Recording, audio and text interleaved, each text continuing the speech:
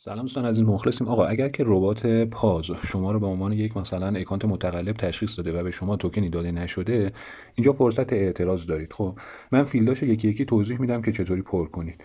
از همین بالا جایی که ستاره قرمز داره یعنی که شما اینجا حتما باید پر کنید. خب اولیه که نوشته یور تلگرام یوزرنیم تلگرامتون چیه که حتما ادساینش هم کنارش باشه. ادساینش رو مینویسید و یوزرنیمتون رو اینجا، نام تلگرامتون و فامیلتون، نه یوزرنیمتون. یوزرنیم رو توی فیلد اول در واقع قرارش میدیم. میرسیم به بعدی، تلگرام آیدی. آیدی تلگرام شما یه عدده. از روی همین لینک آبی که زده شده خب روش کلیک کنید و یه ربات میاد. خب ربات رو استارتش بزنید و به شما آیدی تلگرامتون رو میده که یک عدد هست. شما عدد رو اینجا کپیش میکنید. بعدش نوشته یور سولانا والت ادرس، همون آدرس والت سولاناتون، همون چیزی که به پاز متصل کرده بودید.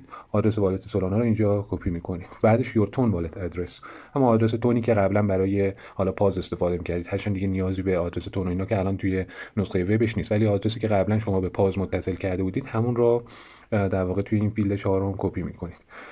اینجا گزینه بعدیش please describe the reason why you think you may have been banned، میگه توضیح بدید دلیلتون چی بوده و فکر میکنید که به چه علتی بند شده باشید. مثلا اینجا هم یه چیز بنویسید دیگه. من مثلا عادلانه بازی کردم و مثلا ریفرال فیک و اینا هم نداشتم ولی نمیدونم چرا بند شدم. حالا میتونید از گوگل ترنسلیت و اینا هم استفاده کنید و اینجا رو یه جمله خیلی ساده بنویسید. خیلی نیازی نیست که چیز پیچیده اینجا نوشته بشه. و بعدش گزینه بعدیمون your referral count، تعداد ریفرال های شما، چند تا زیر مجموعه داشتید توی ربات، تعدادش اونجا وارد میکنید. your pause balance، تعداد توکن های پاز چند تا بوده که جمع کرده بودید، عددش رو مینویسید. بعدیش your W pause balance please enter 0 if none، توکن W pause چند تا داشتید. حالا ممکنه از 0 تا هر عددی باشه. W pause اونی بود که با دادن تون و پرداخت و هدیه در واقع ارز تون به پروژه به شما توکن میداد. خب دیگه خودتون میدونید کدوم قسمت دارم میگم.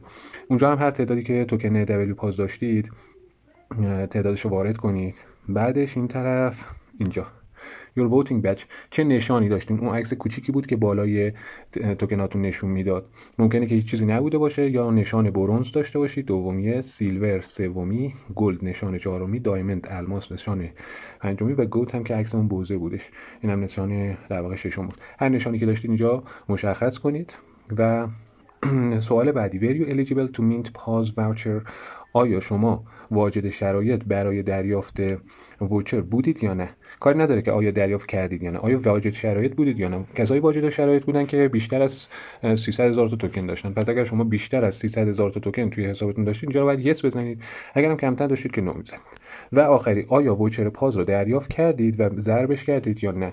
اونجا هم که یس و نو شما مشخص میکنید و بعداً دکمه سابمیت رو میزنید و اطلاعات شما یک بار دیگه بررسی میشه، شاید که در واقع تغییر نظری اعمال بشه و اکانت شما از بند خارج بشه. مخلصیم.